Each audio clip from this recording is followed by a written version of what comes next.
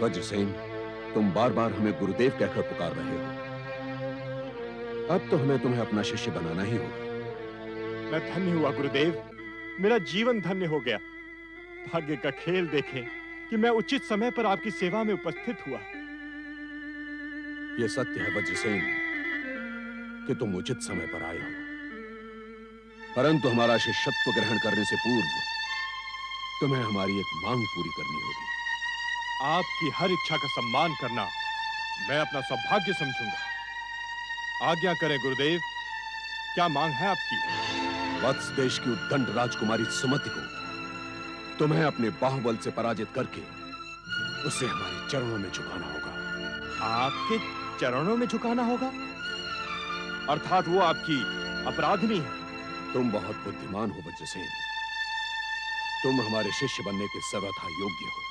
आपकी अपराधिनी को आपके चरणों में झुकाना अब एक शिष्य के नाते मेरा कर्तव्य है। अब हम तुम्हें विधिवत अपना शिष्य बनाएंगे। आओ।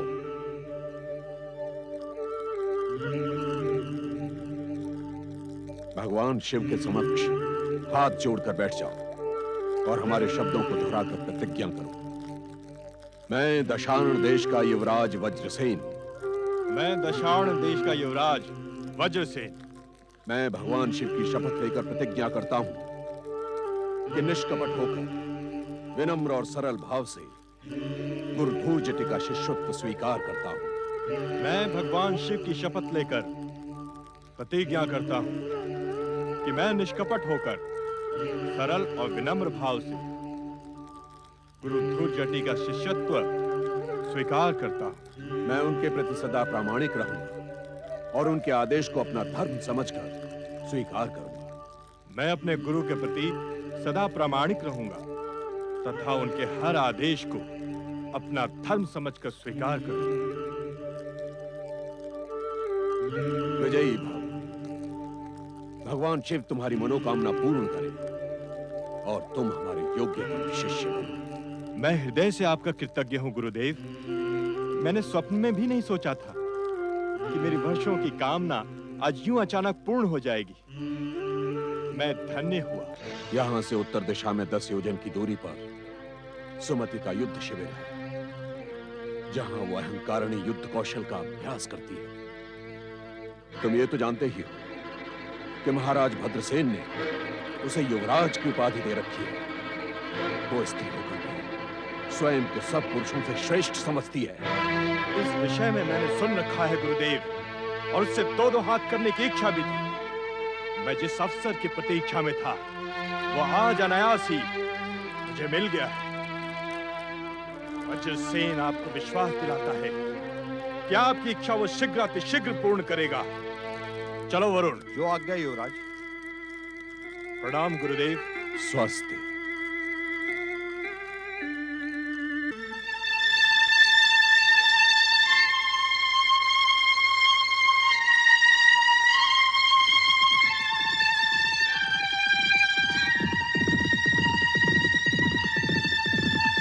मुझे विश्वास है कि अब मेरा प्रतिशोध अवश्य पूर्ण होगा।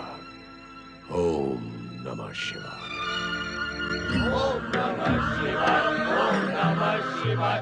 ओम नमः शिवाय। ओम नमः शिवाय। ओम नमः शिवाय।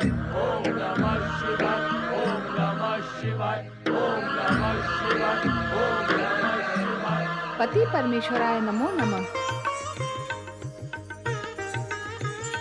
आज पति परमेश्वर अत्यंत प्रसन्न दिखाई दे रहे हैं। कोई विशेष बात? देवी, आज समाधि से जागते ही तुम हमें प्रसन्न वदन दिखाई दी। अन्यथा सदा ही तुम हमारे सामने गंभीर और चिंतित दिखाई देती हो।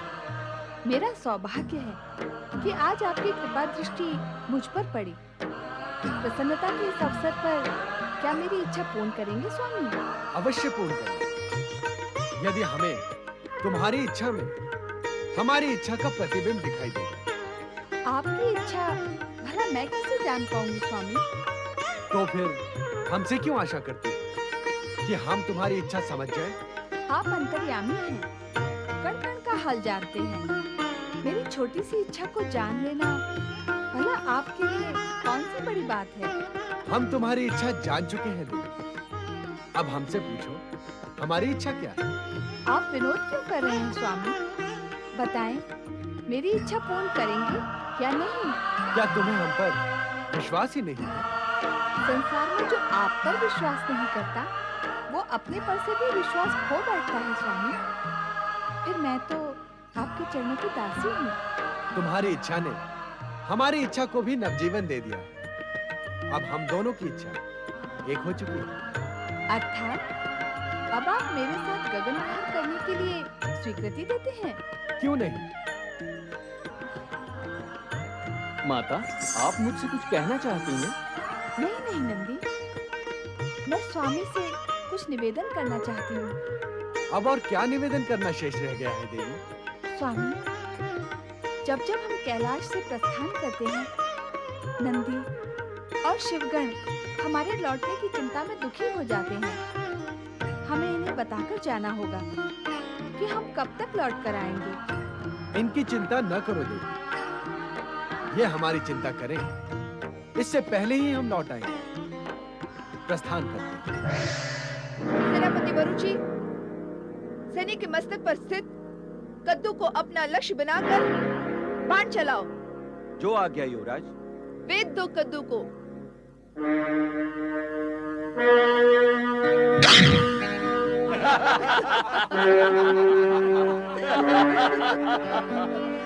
सेनापति, तुम्हारा लक्ष्य तो निष्फल रहा। लाओ, धनुष हमें दे दो। हम तुम्हें बताते हैं कि लक्ष्य को कैसे भेदते हैं।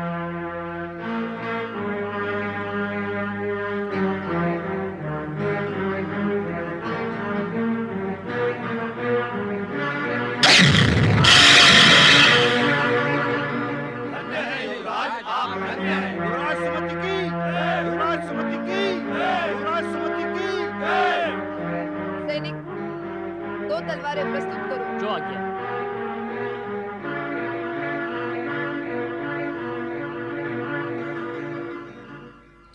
सेनापति, अब हम तलवार से युद्धाभ्यास करेंगे।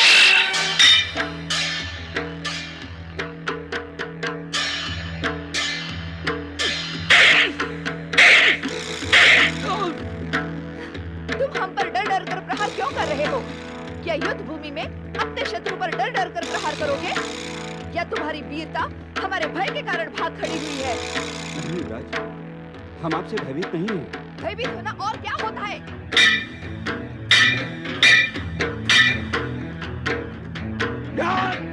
देख क्या रहे हो? प्रहार करो, समझ लो कि हम तुम्हारे शत्रु हैं।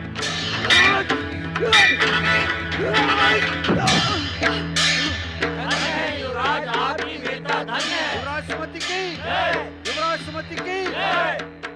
सेनापति वरुचि, ऐसा लगता है कि तुम्हारी रुचि युद्ध में नहीं रही। यदि हम सचमुच शत्रु होते तो क्या तुम जीवित बच पाते? कदापि नहीं। जब सेनापति इतना निर्बल हो तो उसकी सेना क्या करेगी? अब हमें तुम्हारी योग्यता और वीरता पर संदेह होने लगा है। युवराज, हम आपको विश्वास दिलाते हैं कि शत्रु के समक्ष हम निर्बल सिद्ध नहीं होंगे। आप तो वीर श्रेष्ठ हैं। कोई भी वीर अकेला आपका युद्ध में सामना नहीं कर सकता। तुम जो कह रहे हो वो सत्य है। आओ, अब गदा युद्ध का अभ्यास करते हैं। जो आज्ञा युवराज। गदाएं प्रस्तुत हो।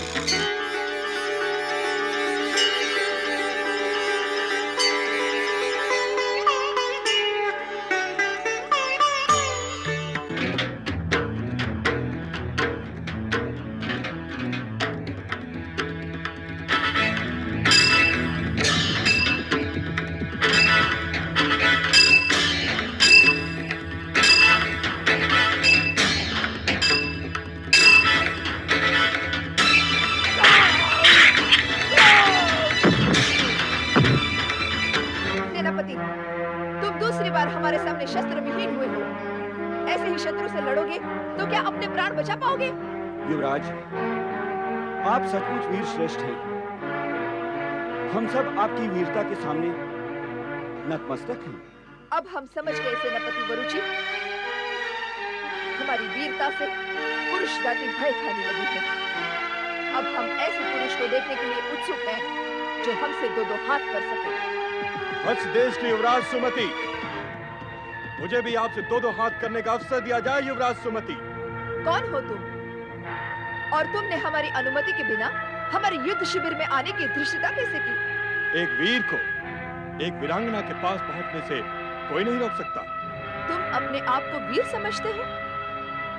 तुम वीर हो या नहीं, इसका निर्णय तुम स्वयं नहीं कर सकते। यही जानने के लिए तो मैं आपसे शक्ति परीक्षण करने आया हूं। यदि आप मुझे वीर प्रमाणित कर देंगी तो मैं अपने आप को सौभाग्यशाली समझूंगा। युवराज सुमति के सम्मुख अपनी वीरता और युद्ध कौशल प्रमाणित करने के लिए आपको अपना परिचय देना होगा।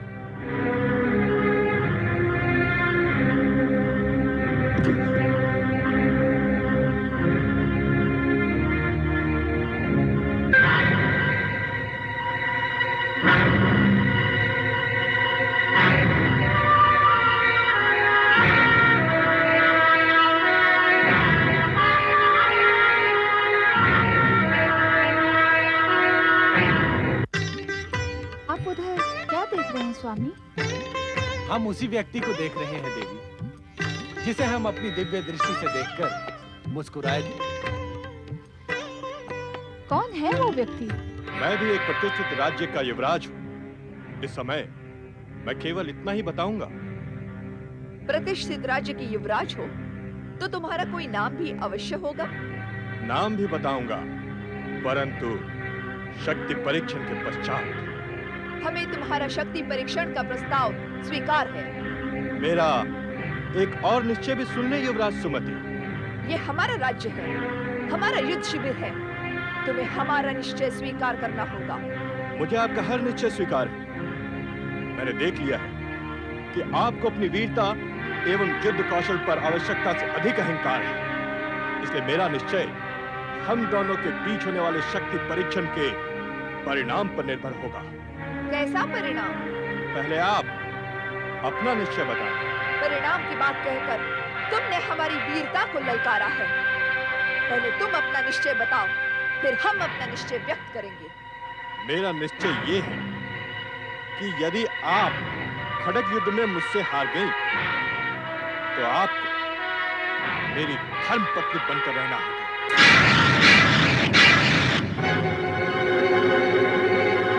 सदा सदा के लिए मेरी आज्ञा का पालन करना होगा। कदापि नहीं। हमें किसी भी पुरुष के अधीन रहना स्वीकार नहीं। हमारे शिविर में आकर ऐसी धृष्टता करने वाला हमारे दंड का पात्र होता है। परंतु पहली बार के अपराधी को क्षमा करना हमारी परंपरा रही है। अब तुम जा सकते हो।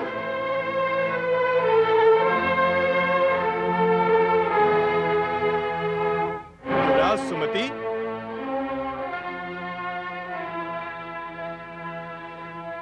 क्या मैं ये समझ लूं कि युवराज सुमति की वीरता की डींगे खोखली है? आपने किसी पुरुष वीर की ललकार स्वीकार करने का साहस नहीं है? सुंदरता को धारण करने वाली सुकुमारी राजकुमारी सुमति में किसी सच्चे वीर पुरुष से टकराने का साहस नहीं है? सावधान! हमारे वीर युवराज का अपमान करने वाले को हम जीवित नहीं छोड़ते।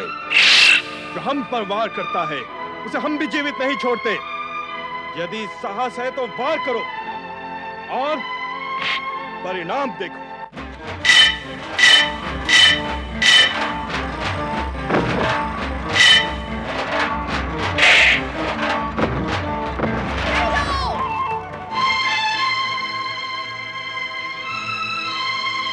हमें तुम्हारा शक्ति परीक्षण का प्रस्ताव स्वीकार है। दो ढाल और तलवार प्रस्तुत करो। तुम्हारा क्या अनुमान है देवी, कौन जीतेगा इन दोनों में? मैं तो उस वीरांगना के पक्ष में हूँ। देख नहीं रहे हैं किस वीरता से इस पुरुष को टक्कर दे रही है। इस अभिमानी पुरुष को तो पराजित होना ही है। तुम भ्रम में हो देवी। अभिमानी ये पुरुष नहीं, अभिमानिनी सुमति है। सुमति? हाँ, सुमति। जो राजकुमारी के बदले युवराज बन बैठी। यह युवराज सुमति का ही युद्ध शिविर है और पुरुष का नाम है युवराज वज्रसेन, जो सुमति को पराजित करने के लिए ही यहाँ आया था। वीरांगना सुमति वज्रसेन से पराजित नहीं होगी। देवी, सृष्टि का यह शाश्वत नियम है कि अहंकारी का अहंकार खंडित होकर रहता है। युवराज, हमारा भी निर्णय सुन ले। यदि आज द्वंद्व युद्ध में हमने तुम्हें पराजित कर दिया, तो तुम्हें जीवन भर के लिए हमारा दास बनकर रहना होगा। तुम जैसी सुंदरी वीरांगना का दास बनने के लिए भला कौन नहीं उत्सुक होगा? तुमने इन दोनों की बातें और मांगे सुन ली देवी? सुन ली।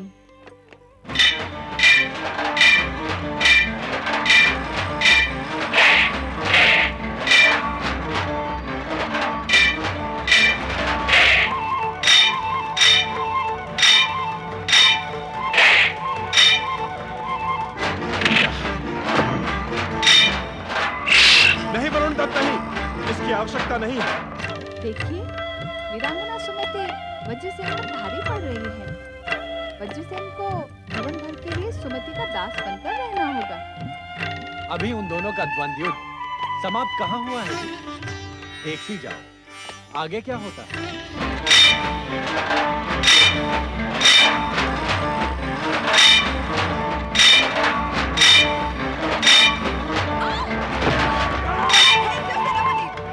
हमें तुम्हारी सहायता की आवश्यकता नहीं है।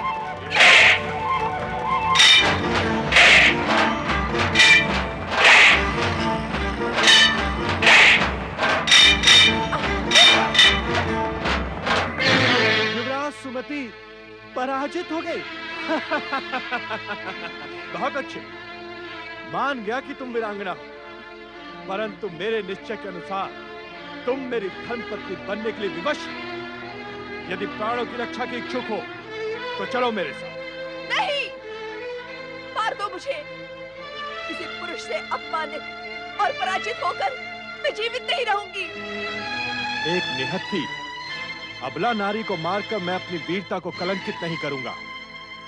यदि अपने वचन का पालन करना उचित समझती हो तो चलो मेरे साथ। नहीं, हम आपको इसके साथ नहीं जाने देंगे युवराज। हम अपने युवराज की रक्षा करना जानते हैं। सेनापति, राजकुमारी की रक्षा का दायित्व अब हमारा है। राजकुमारी को अपने वचन का पालन करना ही होगा। हमारे युवराज वज्रसेन ने राजकुमारी को पराजित किया है। वज्रसेन, दशार्ण देश की राजकुमार वज्रसेन, अर्थात हमारे शत्रु। एक शत्रु को अपनी शत्रुता का परिचय युद्ध से पहले देना आवश्यक होता है। वज्रसेन, तुमने अपने आप को छुपाकर मुझसे छल किया है। अब तो युद्ध समाप्त हो गया और तुम मेरी शत्रु भी नहीं रही। क्या हमारी होने वाली धर्मपत्नी भी हमारी शत्रु रह सकती है राजकुमारी सुमति? इसलिए अपने निश्चय के अनुसार अपनी पराजय स्वीकार कर लो और चलो मेरे साथ। निश्चय के परिणाम के अनुसार आपकी भलाई इसी में है राजकुमारी, कि आप चुपचाप अश्व पर बैठकर हमारे साथ चली चलें।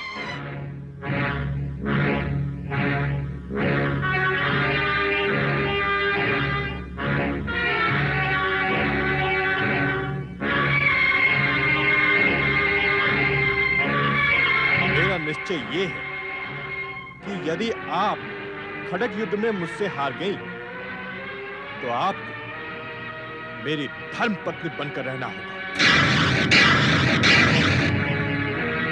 मेरा निश्चय ये है कि यदि आप खड़ग युद्ध में मुझसे हार गई तो आपको मेरी धर्मपत्नी बनकर रहना होगा। हमें तुम्हारा शक्ति परीक्षण का प्रस्ताव स्वीकार है। मैं स्वयं अपने अश्व पर जाऊंगी। मेरा अश्व प्रस्तुत हो।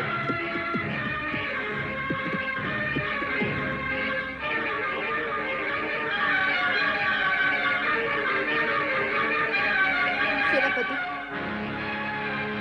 पिताश्री से कहिए मैं अपने सम्मान की रक्षा नहीं कर पाई।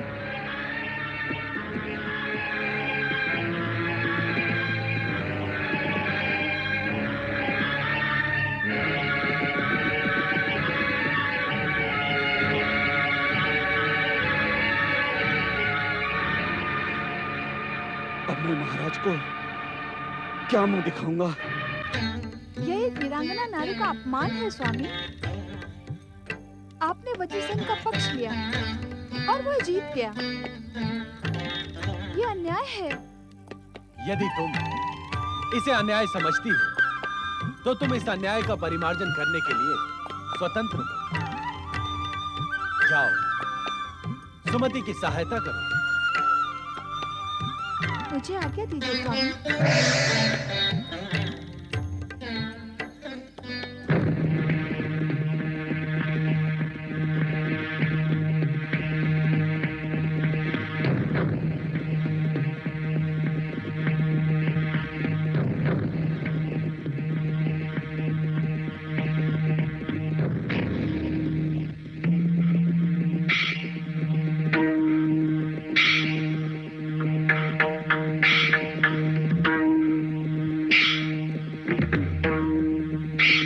सेनापति वरुण, क्या आज्ञा युवराज? अपनी होने वाली धर्मपत्नी को हम अकेले ही ले जाएंगे। तुम लोग जा सकते हो। किंतु युवराज, अपमानित और पराजित वीरांगना को और लज्जित करना उचित नहीं समझते। जो आज्ञा युवराज, परंतु आपको बहुत सावधान रहना होगा। तुम हमारी चिंता न करो, जाओ। चलो साथियों, आओ।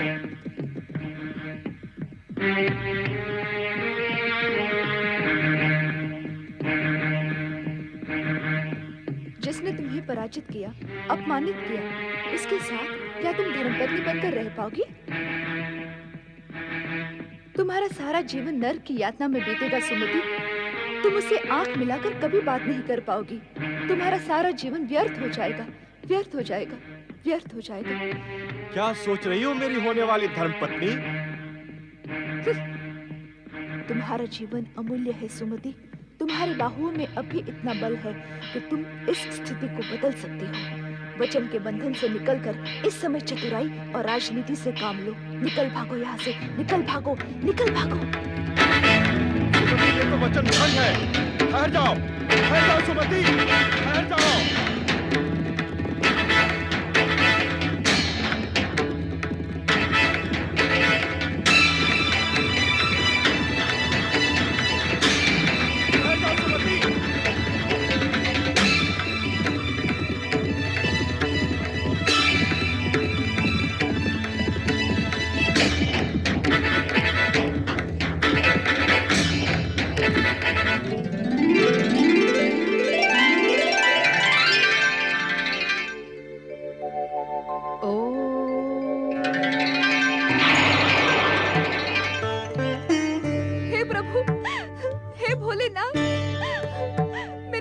रक्षा करो हे शिव शंकर।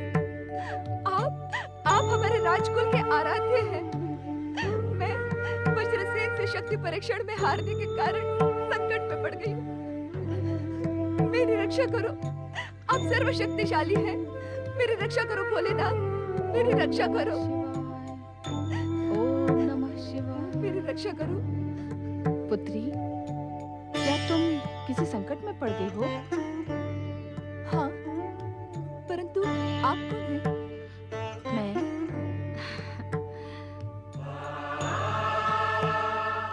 मैं एक शिव ब्राह्मणी हूँ। मुझे पूर्ण विश्वास है शिव पार्वती पर आस्था रखने वाला हर संकट से उबर जाता है। परंतु इस समय एक शत्रु मेरे पीछे पड़ा है और मैं पूरी आस्था के साथ शिव शंकर की शरण में आई हूँ। यह आस्था नहीं, शत्रु से बचने की घबराहट है। जिसके मन में आस्था होती है वो घबराता नहीं है। यदि तुम मेरे स्थान पर होती तो समझ पाती कि घबराहट में और कुछ नहीं सोचता, बस संकट से बचकर भाग निकलना ही होता है। मैं तुम्हारी स्थिति समझ रही हूँ पुत्री, इसीलिए कह रही हूँ कि ये घबराहट छोड़कर भगवान शिव के प्रति भक्ति भाव से एक प्रतिज्ञा करो। तुम्हारा संकट अवश्य टल जाएगा। प्रतिज्ञा? एक वचन के कारण मैं पहले ही संकट में पड़ गई हूँ। एक और प्रतिज्ञा मैं नहीं करूंगी। मेरी बात मान लो पुत्री। ये प्रतिज्ञा भगवान शिव के प्रति भक्ति की है। इससे तुम्हें उनकी कृपा भी प्राप्त होगी। क्या है वो प्रतिज्ञा? पूरी निष्ठा से 16 सोमवार व्रत करने की शपथ ले, तेरा कल्याण होगा। 16 सोमवार का व्रत? सोमवार तो बहुत दूर है, आज तो शनिवार है। सोमवार तक मेरी रक्षा कौन करेगा? यदि तुम इसी समय व्रत करने की शपथ लोगी तो तुम्हारी रक्षा स्वयं माता पार्वती करेंगी और भगवान शिव की कृपा भी तुम्हें अवश्य प्राप्त होगी। भविष्य की आशा पर मैं विश्वास नहीं करती। मुझे इसी समय शिव भगवान की सुरक्षा की आवश्यकता है। हमारे कुलाराध्य होने के नाते इन्हें मेरी रक्षा करनी ही होगी। मुझे इस संकट से उबारना होगा। तुम भगवान शिव को अपनी रक्षा करने के लिए विवश नहीं कर सकती पुत्री। भगवान शिव अपने सच्चे भक्तों की रक्षा स्वयं करते हैं, उन्हें विवश करने वालों की नहीं। अब भी मेरी बात मान लो। 16 सोमवार व्रत की शपथ ले लो, तुम्हारा संकट अवश्य टल जाएगा। मुझसे विवाद न करो ब्राह्मणी माता, मुझे अकेली छोड़ दो। यदि भगवान शिव मेरी सहायता नहीं कर सकते तो मैं अपनी रक्षा स्वयं कर लूंगी। इससे ये सिद्ध होता है कि अपने कुल के आराध्य भगवान शिव के प्रति तुम्हारे मन में तनिक सी भी भक्ति नहीं है। वो भक्ति किस काम की जो समय पर काम ना आए? अब मुझे विश्वास हो गया है कि भगवान शिव और माता पार्वती की सहायता पर आस्था मिथ्या है। आपत्ति पड़ने पर कोई किसी की सहायता नहीं करता। लगता है संकट की काली छाया तुम पर मंडरा रही है। तुम्हारी बुद्धि कुंठित हो गई है। श्रद्धा, भक्ति और आस्था पर से तुम्हारा विश्वास उठ गया है पुत्री। अब तो इच्छा होते हुए भी तुम्हारी सहायता कोई नहीं कर सकता। भगवान शिव तुम्हारा कल्याण करें। ओम नमः शिवाय, ओम नमः शिवाय, ओम नमः शिवाय, ओम नमः शिवाय, ओम नमः शिवाय, ओम नमः शिवाय, ओम नमः शिवाय, ओम नमः शिवाय।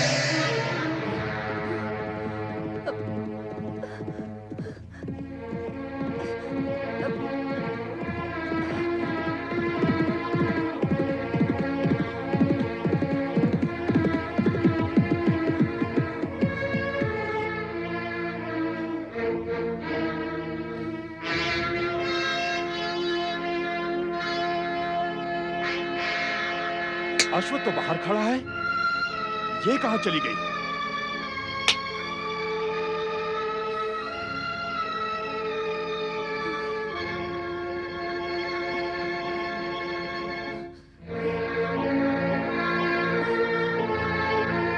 मुझसे भागने की चेष्टा व्यर्थ है सुमति। विधाता ने तुम्हारे भाग्य को मुझसे जोड़ दिया है। अब तुम मुझसे बचकर नहीं जा सकती। अपने को वीर पुरुष कहते हो तो वीर पुरुष जैसा व्यवहार करो। छोड़ दो मुझे। तुमने वचन भंग किया, मेरे साथ विश्वासघात किया, परंतु मैं अपने वचन पर अटल हूं। मैं तुम्हें अपनी धर्मपत्नी बनाकर रहूंगा। अब तुम मेरा साथ नहीं छोड़ सकती। चलो मेरे साथ, चलो।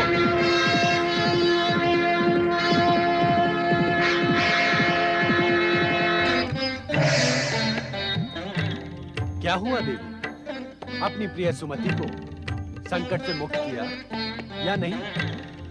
उसकी बुद्धि भ्रमित हो गई है स्वामी। उसके मन में आपके या मेरे प्रति कोई भक्ति नहीं है। अर्थात अब उसे अपनी करनी का दंड मिलेगा। ये तो आप मुझसे अधिक जानते हैं स्वामी, किंतु सुमति ने मेरी बात न मानकर ठीक नहीं किया। हमने तुमसे पहले ही कहा था कि अहंकारी का अहंकार खंडित होकर रहता है। यही सृष्टि का अटल नियम है। अब चलो कैलाश, नंदी और शिवगण व्यग्र हो रहे होंगे। सुमति का अहंकार और बल यदि सफल हो गया तो क्या करोगे तुम? वो युद्ध शिविर सुमति का है। क्या तुम्हारा नया शिष्य वज्रसेन उसे पराजित कर पाएगा? अरे तुम भगवान शिव के परम भक्त हो, उनकी कृपा पर तुम्हें पूर्ण विश्वास है। उन्हीं ने उचित समय पर वज्रसेन को तुम्हारा प्रतिशोध लेने के लिए भेजा है। अतः निश्चिंत रहो।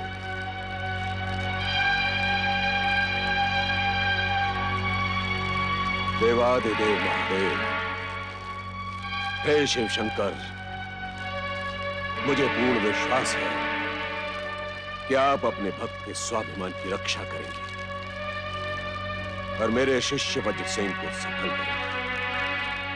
हे भोलेनाथ, आपकी महिमा परंपार है। मुझ पर अपनी कृपा बनाए रखो।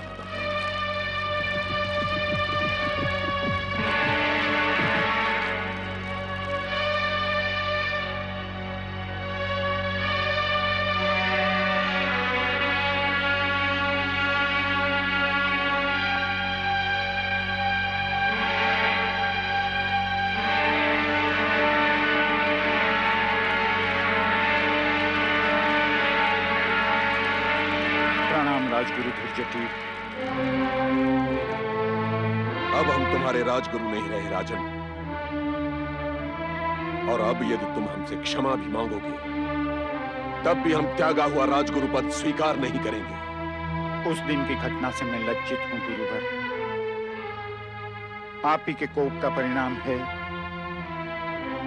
कि युवराज सुमति अपने युद्ध शिविर से अचानक अदृश्य हो गई। सेनापति वरुचि और सैनिकों का भी कोई समाचार नहीं है। इतने बड़े युद्ध शिविर से सबके सब अदृश्य हो गए।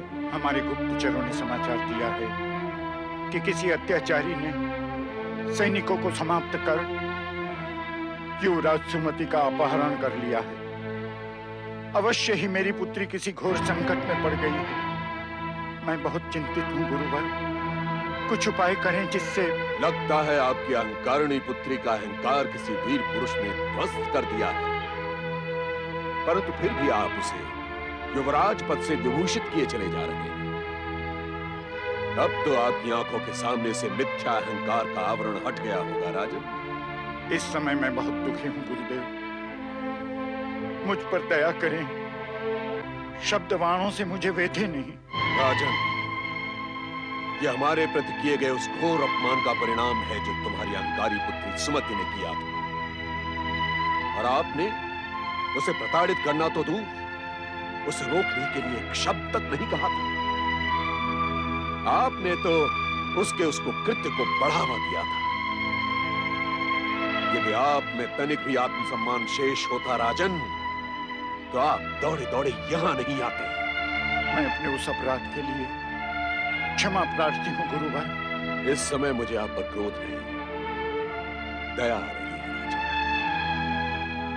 परंतु जिस प्रकार धनुष से निकला बाण अपने लक्ष्य को भेद कर रहता है, उसी प्रकार व्यक्ति को उसके कुकृत्य का परिणाम अवश्य ही भुगतना पड़ता है। आप एक सिद्ध पुरुष हैं गुरुदेव। अपने मंत्र तंत्र के प्रभाव से कुछ ऐसा कीजिए कि अपहरित पुत्री का समाचार प्राप्त हो जाए।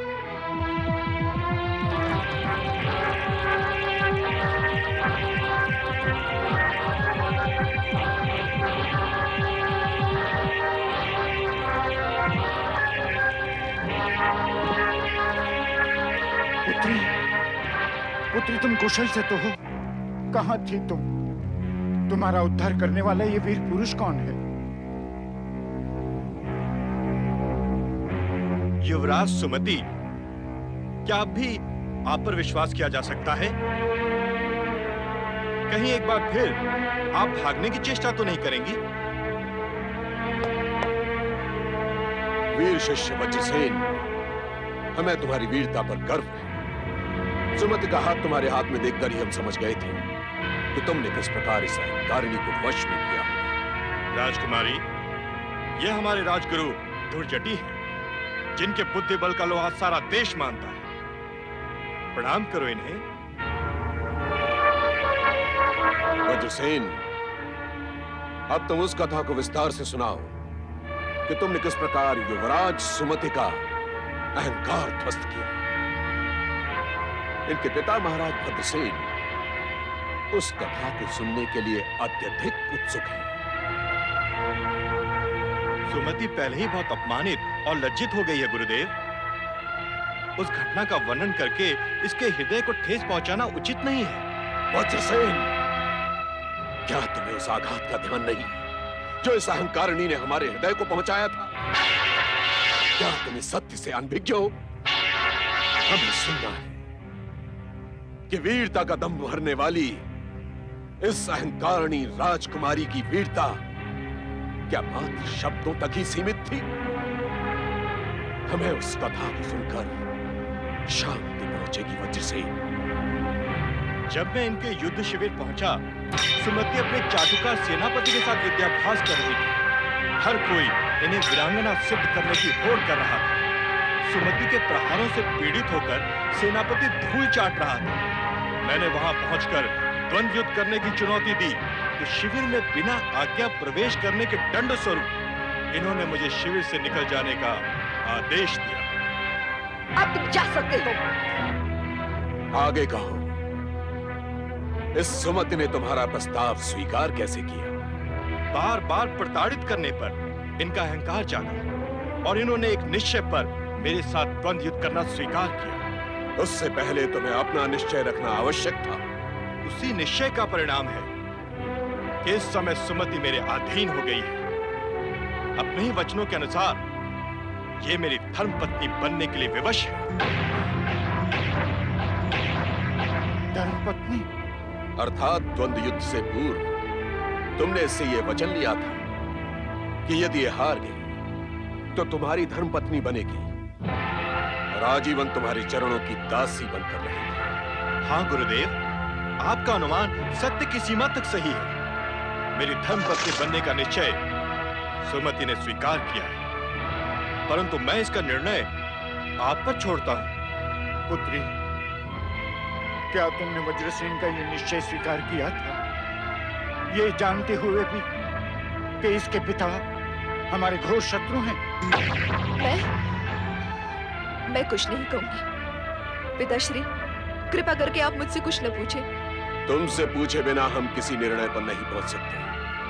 बताओ, तुमने वज्रसेन की धर्मपत्नी बनने का वचन स्वीकार किया था या नहीं? विवशता में सब कुछ स्वीकार करना होता है। इससे अधिक कुछ कहना मैं उचित नहीं समझती। यह सत्य है सुमति, तुमने मेरे धर्मपत्नी बनने का वचन अपनी पराजय से पहले स्वीकार किया था। बोलो, यह सत्य है या नहीं? मैंने कह दिया है। इस विषय में मैं अधिक कुछ नहीं कहूंगी। एक अपमानित, पराजित और लांछित स्त्री को और कितना लज्जित करने के इच्छुक हैं आप। अपने ही दिए हुए वचन को स्वीकार न करना यह सिद्ध करता है राजकुमारी कि तुम्हारे मन में अभी भी प्रपंच है। वचन देकर भी तुम वज्रसेन को अपना पति स्वीकार नहीं कर रहे। ये माने या ना माने, सुमति को मेरे साथ विवाह बंधन में बंधना ही पड़ेगा गुरुदेव। अब ये मेरे अधीन हो गई है। मैं सुमति को ये बात मानने के लिए विवश करूंगा। वज्रसेन, जब किसी का अहंकार खंडित होता है तो वो विवश होकर भी अपने अपमान का दंश नहीं भूलता। इस स्त्री से विवाह करके तुम्हें प्रतिदिन एक नई चुनौती का सामना करना होगा वज्रसेन। मैं इसके लिए प्रस्तुत हूं गुरुदेव, परंतु आपकी इच्छा और आज्ञा मेरे लिए सर्वोपरि है। हम तुम्हें यही परामर्श देंगे वज्रसेन कि तुम सुमति से विवाह करो तो अपने गुरु के अपमान का प्रतिशोध लेने के लिए। हमारे हृदय में सुलगती प्रतिशोध की आग तभी शांत होगी जब तुम सुमति को चरम सीमा तक लज्जित और अपमानित करोगे। राजगुरु दुर्जटी, इतने निष्ठुर और निर्दयी न बने। मेरी विवश पुत्री पहले ही अपमानित हो गई है। इसका कोमल हृदय खंडित हो गया है। कृपा करें गुरुदेव, शत्रु के साथ विवाह की विवशता से इसे मुक्त करें। सुमति को मेरे साथ जाने दें। कदापि नहीं। सुमति को अपने वचन का पालन करना ही होगा। यदि अब भी इसके मन में वीरता का झूठा अहंकार शेष है, तो हम एक बार फिर से द्वंद्व युद्ध में पराजित करेंगे। जो व्यक्ति वचन देकर पीछे हट जाए, उसे बलपूर्वक विवश करना न्याय की मांग है। गुरुदेव, अब आप ही निर्णय करें कि हमें क्या करना है। न्याय की ये मांग है कि सुमति अपने वचन का सम्मान करे, और वज्रसेन की ये मांग भी न्यायोचित है कि यदि सुमति अपने वचन का पालन नहीं करती, तो उसे पुनः द्वंद्व युद्ध के लिए विवश किया जाए। तुम बताओ, तुम्हारी क्या इच्छा है? स्पष्ट करो। मुझ पर वचन भंग का झूठा आरोप ना लगाएं। मैं अपने वचन का परिणाम भुगतने के लिए प्रस्तुत हूँ। पुत्री, ये क्या कह रही हो तुम वज्रसेन की धर्म पत्नी बनोगी? कल्पना करो, सोचो, विवाह के पश्चात तुम्हारी क्या दुर्दशा होगी। जो आघात मैंने अब तक सह लिया है, उससे वो दुर्दशा अधिक नहीं होगी पिताश्री। मुझे मेरे भाग्य पे छोड़ दे। महाराज भद्रसेन, आप अपनी लाडली कन्या के विवाह के प्रबंध आरंभ करें।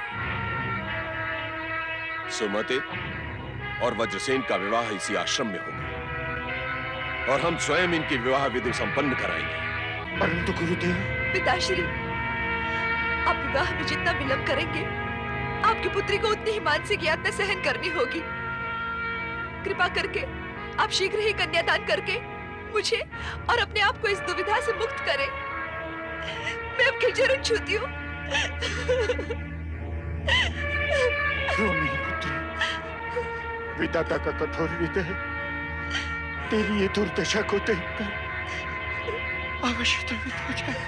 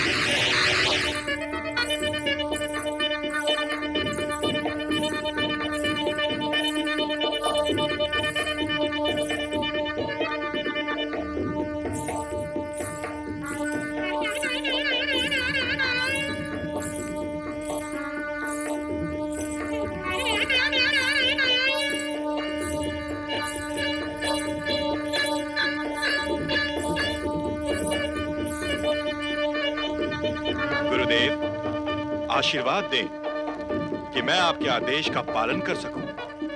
मेरा आशीर्वाद तो सदा ही तुम्हारे साथ है वज्रसेन, परंतु तुम्हारी धर्म पत्नी ने मेरे आशीर्वाद का अधिकार खो दिया है। मैं बड़े से बड़े कष्ट का सामना करने के लिए प्रस्तुत हूँ। आप आशीर्वाद दें या अभिशाप, मुझे इससे कोई अंतर नहीं पड़ता। आपकी इच्छा पूर्ण हो गई है, अब ले चले मुझे यहाँ से।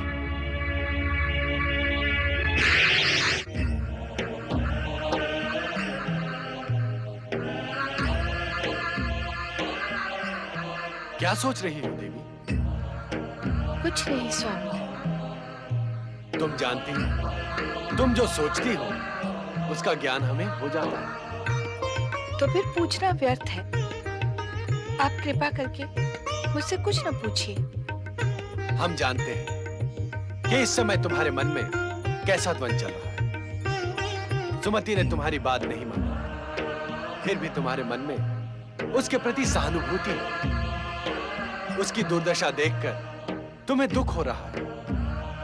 इच्छा होते हुए भी तुम उसकी सहायता नहीं कर पा रहे। स्वामी, मुझे दुख इसी बात का है कि यदि वो उस समय 16 सोमवार व्रत करने की शपथ ले लेती तो आज वो इस कठिन परिस्थिति से बच जाती। जो नहीं होना था वो कैसे हो सकता था देवी? परंतु यदि वह 16 सोमवार व्रत करने का निश्चय कर लेती तो क्या आप उसके भाग्य में हस्तक्षेप नहीं करते? बिना श्रद्धा के यदि सुमति व्रत का प्रण कर भी लेती तो उसे निभा नहीं पाती, और व्रत उसके दुर्भाग्य को बदलने में सहायक नहीं होता। और फिर हम विधाता के विधान में कैसे हस्तक्षेप कर सकते हैं? मुझे पूर्ण विश्वास है कि सच्ची भक्ति विधि का विधान बदल सकती है। अपने भक्त की दुर्दशा से क्या आप व्यथित नहीं होते?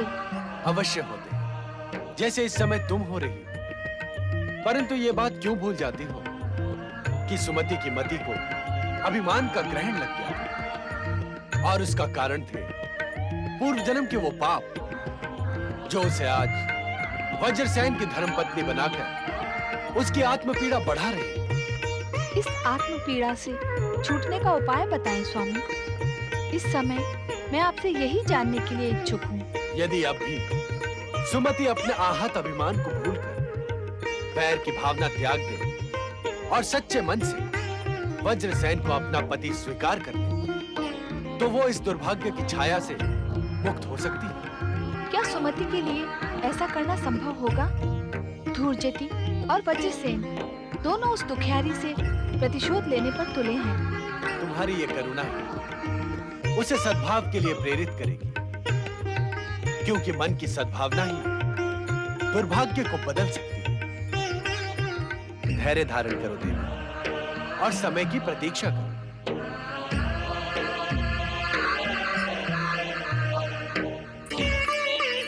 दशाण युवराज वज्रसेन की दशाण युवराज वज्रसेन की। दशार्ण के इस राजप्रासाद में आपका स्वागत है युवराज वज्रसेन।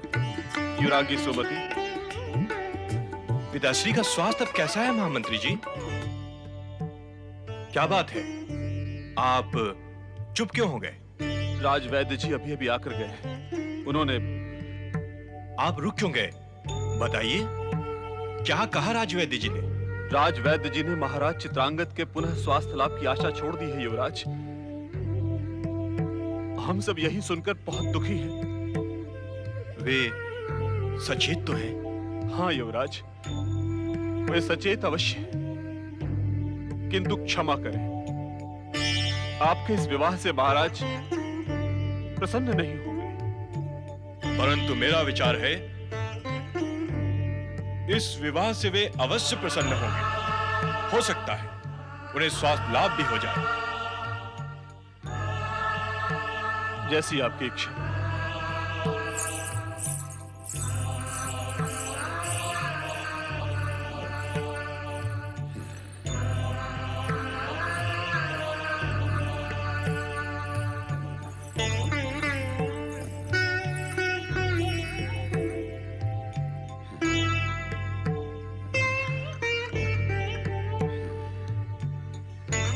पिताश्री, आंखें खोलिए पिताश्री। मैं हूं आपका प्रिय पुत्र वज्रसेन।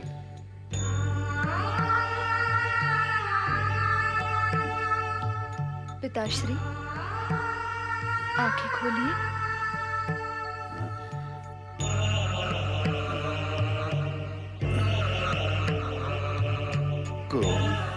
मैं वज्रसेन हूं पिताश्री, और ये आपके पुत्र वधू युवराज्ञी सुमति।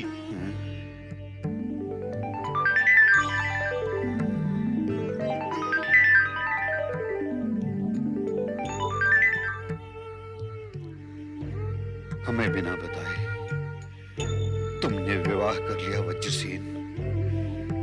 तुमने हमारी अनुमति लेने की भी आवश्यकता नहीं समझी।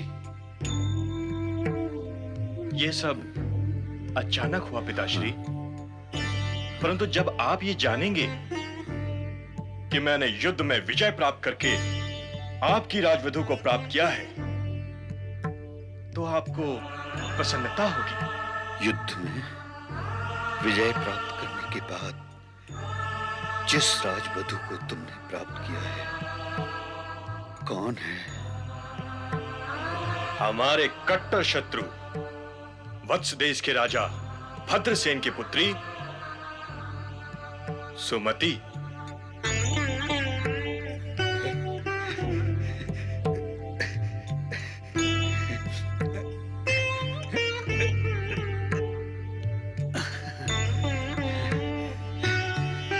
तुमने हमारे घोर शत्रु भद्रसेन की पुत्री को युद्ध में जीता है, अर्थात तुमने उसे युद्ध में पराजित किया है। हाँ पिताश्री, पिता पुत्री दोनों मुझसे पराजित हुए। अब सुमति जीवन भर हमारे चरणों की दासी बनकर रहेगी। तुम धन्य हो वज्रसेन। इस संसार से सदा के लिए विदा होने से पहले तुमने ये शुभ समाचार सुनाकर हमारा मरण सफल कर दिया वज्रसेन, सफल कर दिया। वर्षों तक युद्ध करने के पश्चात भी हम भद्रसेन को पराजित नहीं कर पाए वज्रसेन। तुमने मेरा सपना पूरा कर दिया वज्रसेन। तुम धन्य हो वज्रसेन। तुम पिताश्री, ये क्या किया आपने पिताश्री? मुझे अकेला छोड़कर चले गए पिताश्री, पिताश्री, पिताश्री, पिताश्री, पिताश्री।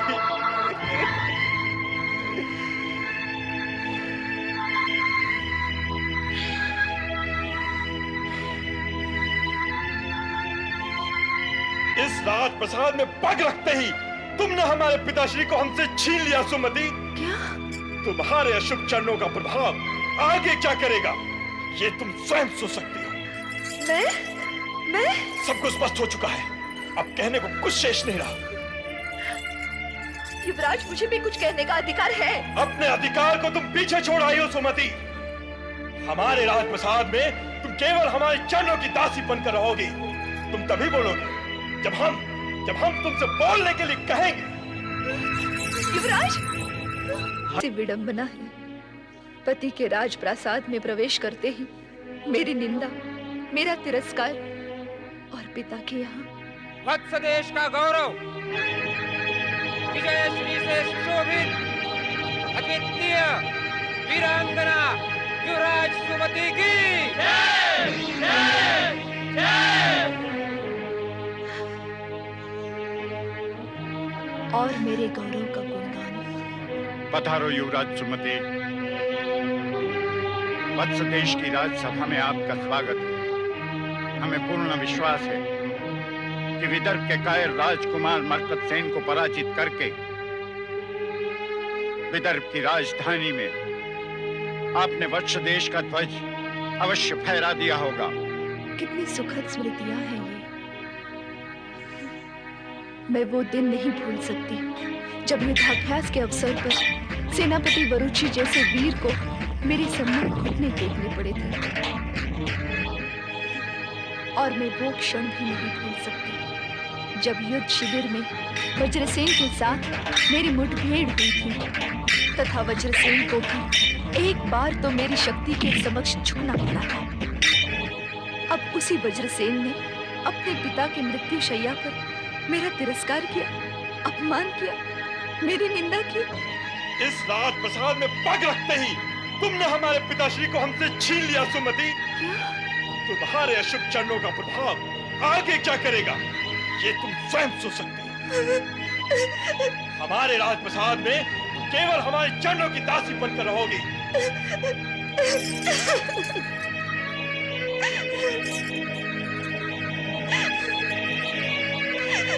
सुमति,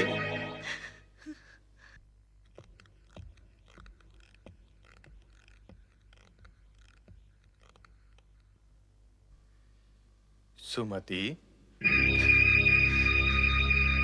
क्या अपमान और तिरस्कार से अब तक आपका मन नहीं भरा? दिशारण देश के युवराज वज्रसेन, जो अधिकार हमने उस समय तुम्हें नहीं दिया था वो अब देना चाहते हैं। तुम जो कहोगी वो सुनने के लिए हम प्रस्तुत हैं। ताकि फिर एक बार आप मुझ पर व्यंग्यबाण बरसा सको।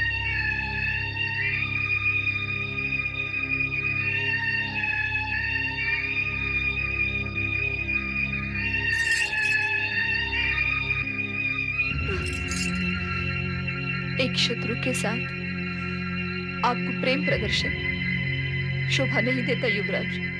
परंतु अब हम तुम्हें अपना शत्रु नहीं समझते। जिस प्रकार अपने पिता के मरण शैया पर आपने एक नववधू का तिरस्कार किया है, वैसा तो कोई शत्रु भी नहीं करता। मैं जानती हूँ अब मुझे जीवन भर एक शत्रु के साथ ही रहना है।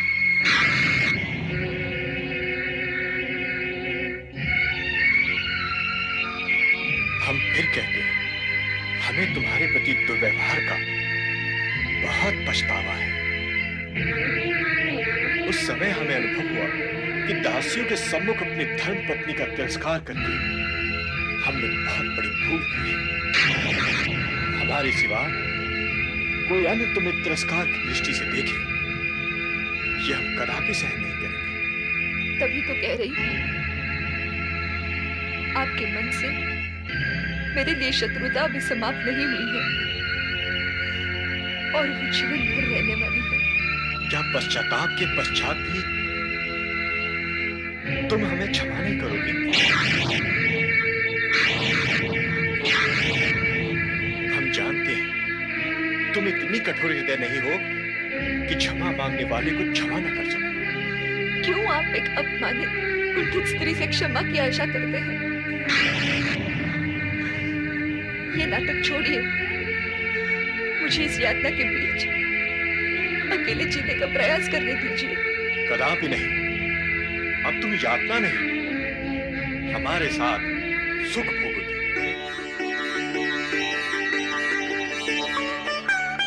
क्या ये संभव है? पश्चाताप के पश्चात मेरा हृदय अब शत्रुता की भावना से मुक्त हो चुका है सुमति। शत्रु को इतना दंड मिल चुका है कि अब अधिक तिरस्कार की संभावना नहीं है। मैं सच्चे मन से तुम्हें धर्मपत्नी का अधिकार लौटाना चाहता हूं। तुम भी सच्चे मन से मुझे क्षमा कर दो। वीरता के संघर्ष और अभिमान की टकराहट में मैं तुम्हारे सौंदर्य को अनदेखा कर दिया। मैं भूल ही गया था कि वीरांगना से अधिक तुम रूपवती हो।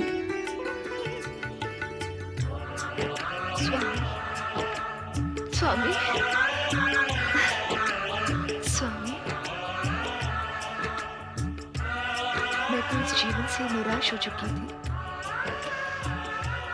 आपने ये सब कहकर मुझ पर कितनी बड़ी कृपा की है, आप नहीं जानते।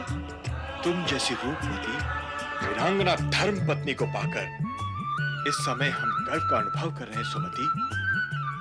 ये बात हम सच्चे हृदय से कह रहे हैं। मैं धन्य हो गई नाथ। मैं पिछला सब कुछ भूल जाना चाहती हूँ। आप भी भूल जाइए। तुम्हें अपनी बाहों में पाकर हम पिछला सब कुछ भूल चुके हैं सुमति।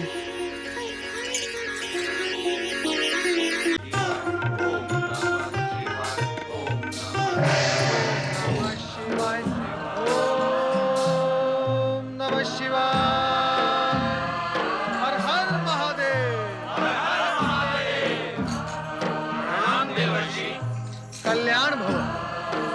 माता पार्वती, नारद का प्रणाम स्वीकार करें। माता, मैं इस समय आपसे ये नहीं पूछूंगा कि भगवान भोलेनाथ यहाँ क्यों नहीं है और वे कहाँ गए हैं। क्यों नहीं पूछोगे नारद? क्या तुम जानते हो कि इस समय भोलेनाथ कहाँ हैं? जानता ही नहीं माता, मैं तो उनके प्रत्यक्ष दर्शन करके आ रहा हूँ यहाँ। कहाँ हैं वो? वे इस समय गगन विहार कर रहे हैं माता, परंतु उन्होंने कहवाया है कि आप रुष्ट न हो। परिस्थिति कुछ ऐसी थी कि उन्हें अकेले ही जाना पड़ा। अकेले आकाश में भ्रमण करने चले गए और मुझे बताया भी नहीं? नहीं माता नहीं, कृपया आप रुष्ट न हो। ये भगवान भोलेनाथ की आज्ञा की अवहेलना होगी। ये तो भोलेनाथ ने तुम्हें अवश्य ही बताया होगा कि उनके अकेले जाने का कारण क्या था। नहीं माता नहीं, ना ही मुझ में ये पूछने का साहस था और ना ही उन्होंने मुझे कुछ बताया। हाँ, इतना विश्वास मैं आपको अवश्य दिला सकता हूँ कि कुछ ही क्षणों में भगवान भोलेनाथ यहाँ प्रकट होंगे। परंतु मुझे विश्वास नहीं होता नारद। यहाँ से अदृश्य होकर वे कैलाश और कैलाश वासियों को भूल जाते हैं।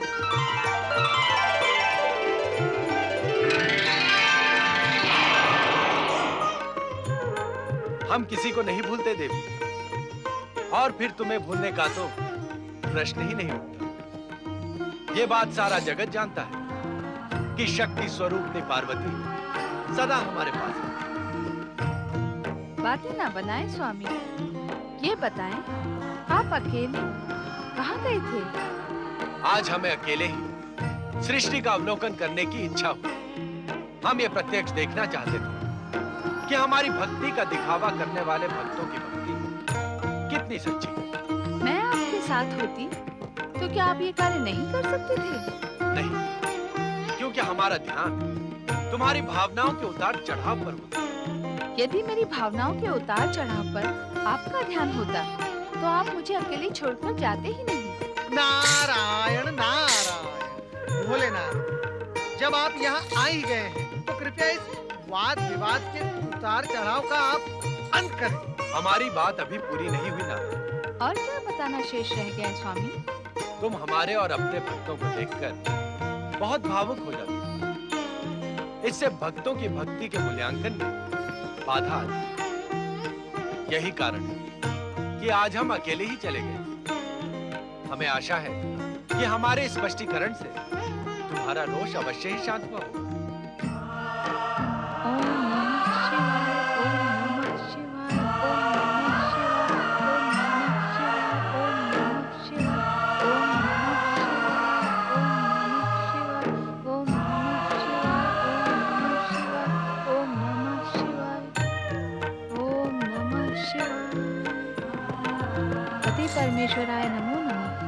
भोलेनाथ, इस बार आपने अपने किस भक्त की सच्ची भक्ति का मूल्यांकन किया है? हमारे एक भक्त राजगुरु धुर्जटी। ये तो आपका ही एक नाम है भोलेनाथ। क्या धुर्जटी ने भक्ति के साथ साथ आपके नाम को भी अंगीकार कर लिया है? संभवतः उन्होंने ये नाम इसलिए अंगीकार किया है कि उन्हें नित्य ही हमारा स्मरण होता है। ये तो उत्तम बात है भोलेनाथ, किंतु आपने धुर्जटी की भक्ति की सत्यता के विषय में कुछ नहीं बताया। हम जान गए हैं कि राजगुरु धुर्जटी अपनी शिव भक्ति के सहारे अपने कई कार्य एक साथ सिद्ध करना चाहते हैं। नारायण नारायण। भक्तों के कार्य सिद्ध हो, क्या इससे आपको कोई प्रसन्नता नहीं होती भोलेनाथ? माता, आप ही कुछ बोले। इस समय मेरे बोलने की कोई आवश्यकता नहीं है नारद। तुम वही पूछ रहे हो जिसे जानने के लिए मैं इच्छुक हूँ। ये सुनकर मैं धन्य हुआ माता। मेरे और आपके विचार इतने मिलते हैं, ये मैं स्वयं नहीं जानता था। नारद के विचारों से समानता करोगी तो कष्ट में पड़ जाओगी देवी। तुम अपने प्रश्न स्वयं करो। आपके इस पाखंडी भक्त धुर्जटी में मेरी कोई रुचि नहीं है स्वामी। अब मुझे आज्ञा दीजिए। अर्थात तुम्हारे मन में हमारे प्रति थोड़ा सा रोष अब भी शेष है। भोलेनाथ, माता पार्वती आपसे अधिक समय तक रुष्ट नहीं रह सकती। आपके दर्शन होते ही प्रसन्नता उनके हृदय में उमड़ पड़ती है।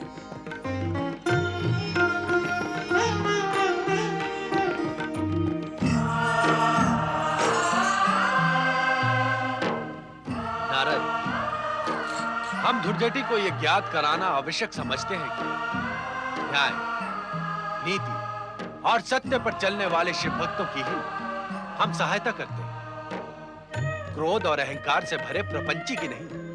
नारायण नारायण, आश्चर्य है, राजगुरु होने के पश्चात भी धुर्जटी इतने महत्वपूर्ण सत्य को नहीं समझ सके। धुर्जटी ज्ञानी अवश्य है, परंतु ज्ञानी होने के साथ अहंकारी भी है।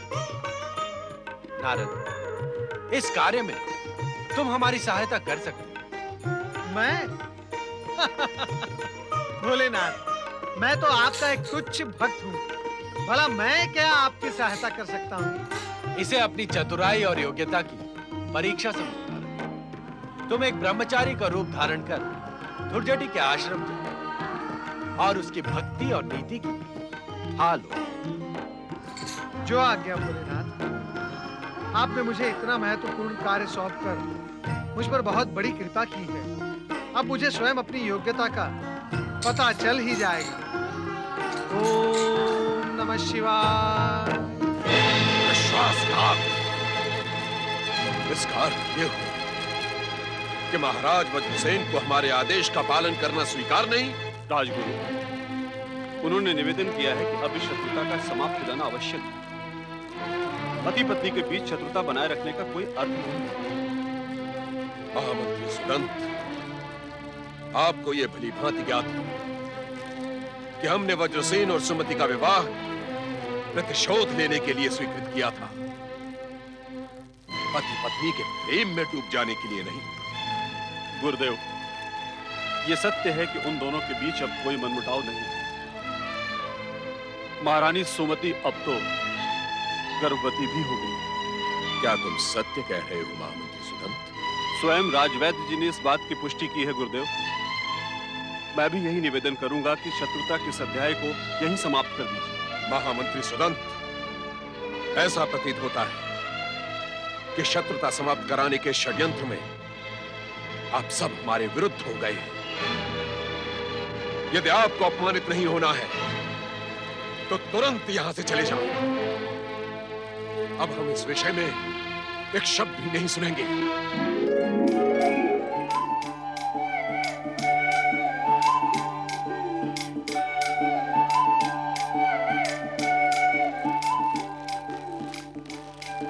ओम नमः शिवाय। नारायण नारायण नारायण नारायण। ओम नमः शिवाय। हे शिव शंकर, जिस उद्देश्य से मैंने दशारण देश के युवराज वज्रसेन को अपना शिष्य बनाया था, वो अधूरा ही रह गया। सुमति को अपनी पत्नी के रूप में पाकर वो अपने उद्देश्य से भटक गया। भोलेनाथ, वज्रसेन के मन में सुमति के प्रति द्वेष और घृणा उत्पन्न करें। शिव शंकर, एक बार फिर उसके मन में प्रतिशोध की भावना जागृत करें। हे भक्तवत्सल, मेरी प्रार्थना स्वीकार करें। मेरे मन की आग को शांत करें, अन्यथा मैं यूं ही प्रतिशोध की आग में तपता रहूंगा। ओम नमः शिवाय। ओम नमः शिवाय। ओम नमः शिवाय। ओम नमः शिवाय। ओम नमः शिवाय। गुरुदेव, आपके दर्शन पाकर मेरा जीवन सफल हुआ। मैं धन्य हुआ। कौन हो तुम? गुरुदेव, मैं एक बाल ब्रह्मचारी हूँ। आपका शिष्य बनने के लिए दूर देश से यहाँ आया हूँ। चले जाओ यहाँ से। तुम हमारे शिष्य नहीं बन सकते। हे महाज्ञानी, आप पूरी योग्यता से मेरी योग्यता की परीक्षा ले लें। मैं आपका सर्वश्रेष्ठ शिष्य सिद्ध हो सकता हूँ। सर्वश्रेष्ठ तो क्या, तुम हमारे निकृष्टतम शिष्य भी नहीं बन सकते। जो मूर्ख भक्ति में बाधा डालकर विवेकहीन हो गया हो, वो हमारा शिष्य कदापि नहीं हो सकता। हम फिर कहते हैं, चले जाओ यहाँ से। हमारी शिव भक्ति में बाधा मत डालो। मुझे अपना शिष्य बना लेने से आपकी शिव भक्ति और भी दृढ़ हो जाएगी। भगवान भोलेनाथ मेरे भी इष्ट देव हैं। उनकी मुझ पर विशेष कृपा है। तुम्हारे कहने मात्र से क्या होता है? तुम अपनी स्वार्थ सिद्धि के लिए कुछ भी कह सकते हो, परंतु हमारी शिव आराधना में बाधा डालकर तुमने हमारा शिष्य बनने का अधिकार खो दिया है। अब अधिक बातें न बनाओ, चले जाओ यहां से। नहीं गुरुदेव, नहीं। गुरुदेव, मैं तब तक आपके चरण नहीं छोड़ूंगा जब तक आप मुझे शिष्य के रूप में स्वीकार नहीं कर लेते। गुरुदेव, आप मेरी प्रार्थना अस्वीकार कर मेरे हृदय को छिन्न भिन्न न करें। मुझ पर कृपा करें गुरुदेव। गुरुदेव, मैंने आपको मन ही मन अपना गुरु स्वीकार कर लिया है। यदि आप इसी समय मुझे शिष्य की दीक्षा नहीं देंगे तो मैं भगवान भोलेनाथ का नाम स्मरण कर यहीं पर अपने प्राण त्याग दूंगा गुरुदेव। ऐसा हठी ब्रह्मचारी हमने आज तक नहीं देखा। ठीक है, हमें सोचने का समय दो। हमें परखने दो कि तुम हमारे शिष्य बनने योग्य होगी या नहीं। गुरुदेव, मैंने आपसे पहले ही निवेदन किया है कि मैं कठोर से कठोर परीक्षा देने के लिए तत्पर हूँ। यदि आप मुझे प्राण देने के लिए कहें तो मैं अवश्य दूंगा, परंतु आपको मुझे दुर्जटी शिष्य की उपाधि अवश्य प्रदान करनी होगी। कृपया आप मुझे दुर्जटी शिष्य के रूप में दीक्षित करें। तुम बाल ब्रह्मचारी हो ये तो हम जान गए, किंतु तुमने अपना पूर्ण परिचय नहीं दिया। तुम्हारे पिता का नाम क्या है? मेरे पिता का नाम है ब्रह्मदेव। माता का? माता शारदा। कुल कौन सा है? नारदीय। और गोत्र? ब्रह्म गोत्र है मेरा। अब और क्या शेष रह गया है जानने के लिए गुरुदेव? जब तक हम तुम्हें अपना शिष्य न बनाएं, तुम हमें गुरुदेव नहीं कह सकते। आप मेरे तो क्या, सारे संसार के गुरुदेव हैं गुरुदेव। सारा जगत आपके ज्ञान और पांडित्य का लोहा मानता है। आपकी ये कीर्ति कथा सुनकर ही तो मैं आपकी शरण में आया हूँ। ऐसा लगता है कि तुम्हारा ज्ञान प्रशंसनीय है, इसलिए हम तुम्हें अपना शिष्य बनाना स्वीकार करते हैं। आप धन्य हैं गुरुदेव, आप महान हैं। मुझे शिष्य के रूप में स्वीकार कर आपकी महानता और भी अधिक महान हो गई है। आसन ग्रहण करो।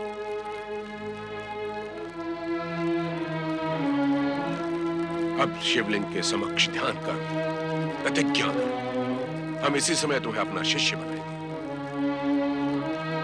अपना नाम लेकर कहो।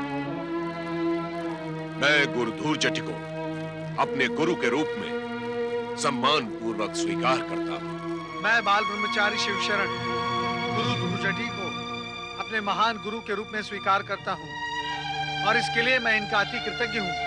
हम जो कहें वही शब्द दोहराओ शिष्य। जो आज्ञा गुरुदेव।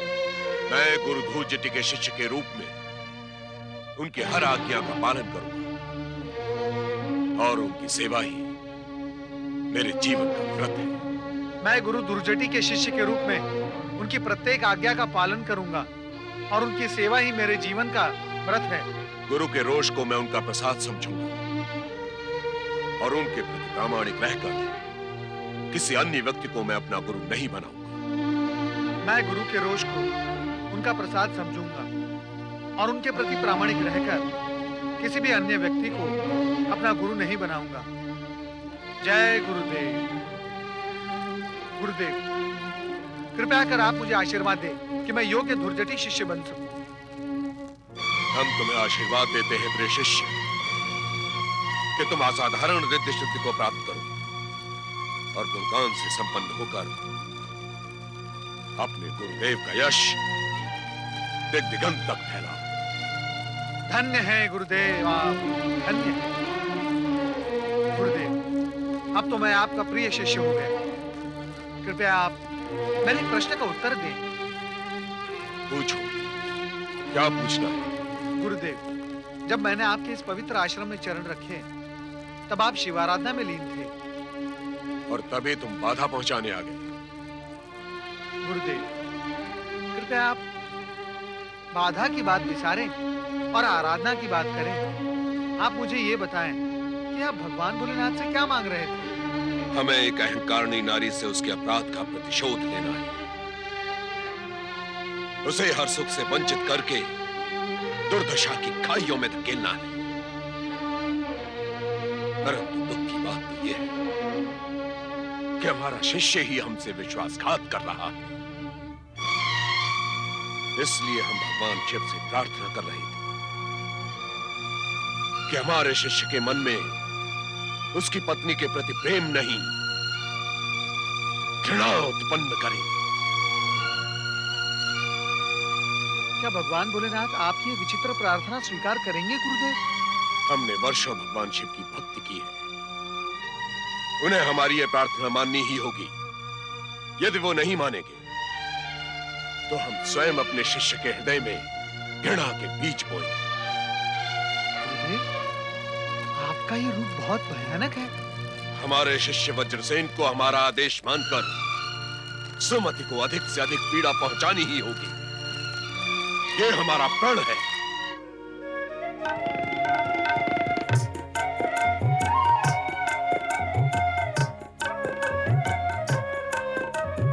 महारानी सुमति,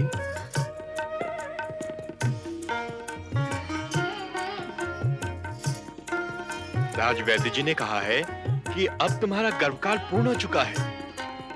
किसी भी दिन तुम हमारे युवराज की माता बन सकती हो। हम उस दिन की व्यग्रता से प्रतीक्षा कर रहे हैं। हम युवराज का जन्मोत्सव धूमधाम से मनाएंगे। आपने मेरे दुर्भाग्य को सौभाग्य में बदल दिया है। मैं तो उस घटना के बाद जीवन से हार चुकी थी। विधाता के खेल बड़े विचित्र होते हैं सुमति। हम स्वयं चकित हैं अपना हृदय परिवर्तन देखकर। महाराज वज्रसेन, तुरंत राजकक्ष में आइए। हम राजगुरु धूर्जटे आपसे भेंट करना चाहते हैं। राजगुरु धूर्जटी इस समय यहाँ? हम जानते हैं अंतःपुर में आप हमारा आह्वान सुन रहे हैं। एक क्षण भी विलंब न करें, अन्यथा परिणाम बहुत बुरा होगा। राजगुरु आवेश में है। हमें शीघ्र जाना होगा सुमति। हम उनका क्रोध शांत करने का प्रयत्न करेंगे।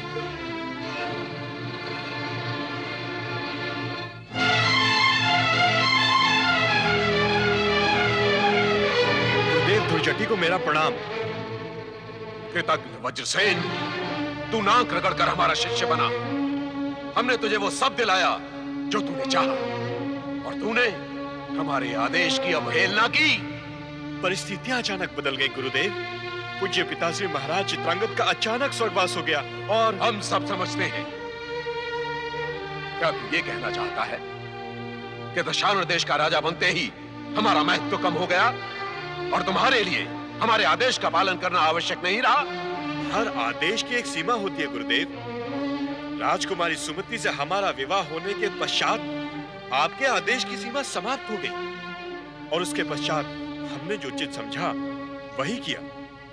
क्या तुम हमें अपने राजगुरु का सम्मान नहीं देना चाहते? क्या अब तुम हमारे शिष्य नहीं रहे? मैंने आज जन्म आपका शिष्य बने रहने का वचन दिया था।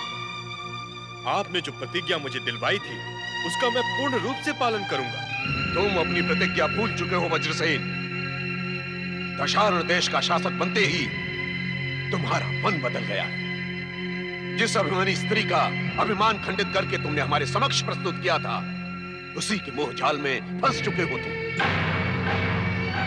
जो विवाह शत्रुता का प्रतिशोध लेने के लिए किया गया था, उसे तुमने अपने भोग विलास का साधन बना लिया। तुम अपने कर्तव्य से विमुख हो चुके हो। तुमने अपने गुरु के साथ विश्वासघात किया है वज्रसेन, और इसके को परिणाम से तुम बच नहीं सकते। क्षमा कीजिए गुरुदेव, धर्म पत्नी के प्रति भी पति का कुछ कर्तव्य होता है। वो उसके संतान की माता का गौरव प्राप्त करती है। उस कर्तव्य से हम कैसे मुंह मोड़ लेते हैं? वज्रसेन, राजा बनने के पश्चात तुमने बार बार हमारे आदेश की अवहेलना की। हमारे बार बार बुलाए जाने पर भी तुम हमारे आश्रम नहीं आए। यह हमारा घोर अपमान नहीं है क्या? नहीं गुरुदेव, मुझे आपके सम्मान का पूरा ध्यान था। मैं जानता था आप जैसा ज्ञानी गुरु ये बात सरलता से समझ सकता है कि समय बीतने के साथ साथ संबंधों में परिवर्तन होता है। शत्रुता को अधिक समय तक मन में पालने वाला व्यक्ति स्वयं ही स्वयं का शत्रु बन जाता है। इसलिए हमने सुमति के प्रति शत्रुता को मित्रता, स्नेह और कर्तव्य में बदलने का निश्चय किया। अब हम अपने होने वाले युवराज के पिता बनने वाले हैं, इसलिए धर्मपत्नी को सच्चा स्नेह प्रदान करना अब हमारा कर्तव्य बन चुका है। बदल डालो ऐसे कर्तव्य को और उस कर्तव्य का पालन करो जो एक शिष्य को गुरु के लिए करना चाहिए। वज्रसेन, ये हमारा आदेश है कि यदि तुम सुमति को साथ रखकर उससे प्रतिशोध नहीं ले सकते तो बहिष्कार कर दो उसका, निकाल दो उसे इस राजमहल से और हमारे समक्ष की हुई प्रतिज्ञा का पालन करो। अन्यथा प्रतिज्ञा तोड़ने के अपराध में तुम कठोर दंड के पात्र हो सकते हो। अपना क्रोध शांत कीजिए गुरुदेव, मुझे उस प्रतिज्ञा का स्मरण न कराइए जो मेरे लिए निरर्थक हो चुकी है। आप ज्ञानी हैं, महापंडित हैं, शांत मन से विचार कीजिए कि क्या दर्शान देश की गर्भवती महारानी को बहिष्कृत करना मेरे लिए संभव है? प्रजा क्या कहेगी, संसार क्या कहेगा? मुझ पर कृपा कीजिए गुरुदेव, इस अनुचित आदेश का पालन करने के लिए मुझे विवश न कीजिए। वज्रसेन, यदि तुमने हमारे आदेश को स्वीकार नहीं किया, यदि तुमने अपने गुरु के धधकते हृदय को शांत नहीं किया, तो हम अपनी समस्त सिद्धियों का उपयोग करके तुम्हें और तुम्हारे सारे राज्य को नष्ट कर देंगे।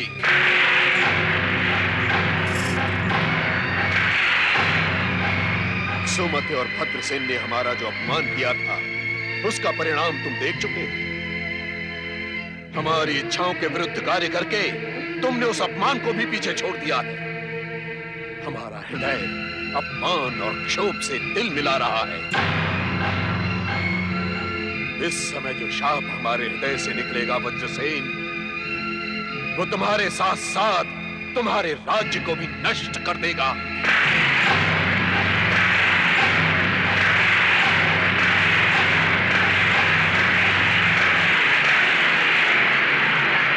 ऐसा न कीजिए गुरुदेव, ऐसा अनर्थ न कीजिए।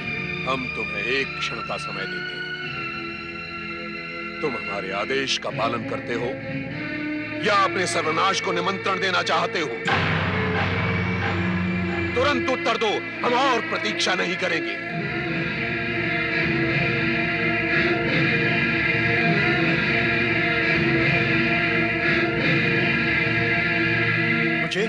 मुझे आपका आदेश स्वीकार है गुरुदेव। आप अपना क्रोध शांत कीजिए। हम जानते थे कि तुम ऐसा ही करोगे, इसीलिए हम अपना आश्रम छोड़कर तुम्हारे पास आए थे। आज के बाद उस कुलक्षणी सुमति की छाया भी इस राजप्रासाद में दिखाई नहीं देगी, इसका हमें पूर्ण विश्वास है। तुम्हारा कल्याण हो।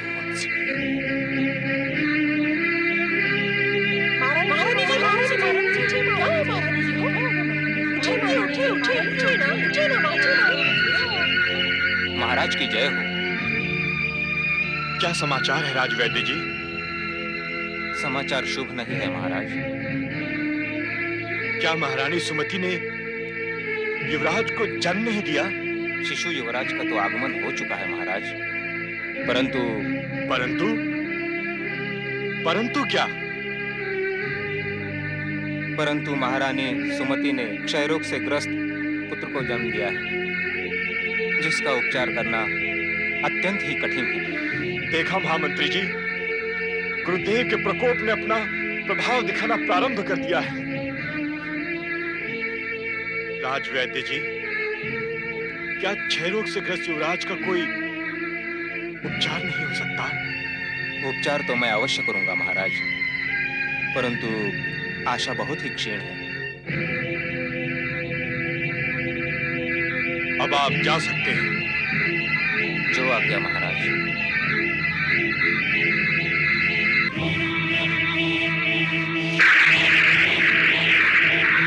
वज्रसेन, तुमने हमारे आदेश का पालन अभी तक नहीं किया। अभी तक तुमने सुमति का बहिष्कार नहीं किया। निकाल दो उसे इस राजमहल से, अन्यथा हम तुम्हें और तुम्हारे राज्य को नष्ट कर देंगे।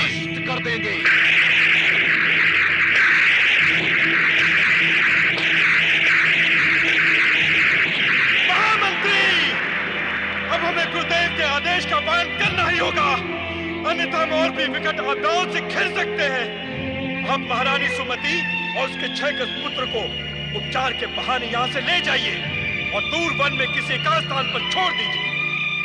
परंतु महाराज, प्रसूता महारानी को इस दशा में ले जाना क्या उचित होगा?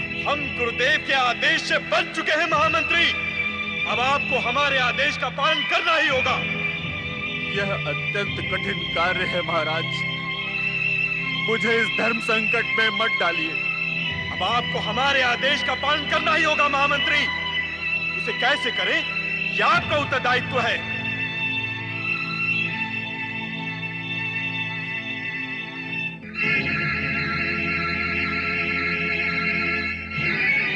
महारानी और शिशु युवराज की रक्षा करना है शिव शंकर।